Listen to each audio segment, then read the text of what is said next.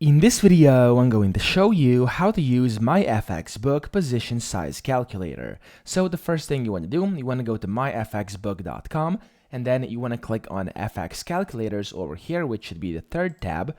And then once you're in here, over here, the second calculator at the very top should be the position size calculator. Click on that. And then over here, you're now inside your calculator. First, you have to go ahead and select your currency pair. So for example, we're going to leave it Euro USD over here. And then you can have your account currency over here as well. So I'm going to go ahead and leave it as USD. Then you have to type in your account size. So we're going to do, let's say 20K for this one. There we go. And then you have to put in your risk ratio. So here, as you can see, it's in percentages. We're going to do, for example, let's just do 1%.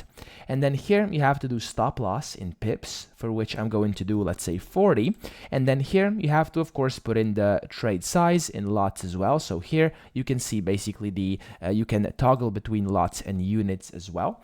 And then here, all you have to do is press on the calculate button, and this is going to basically calculate everything for you down here at the very bottom. So that's pretty much it. I hope this video helped you out. If it did, please subscribe to the channel and help me out as well.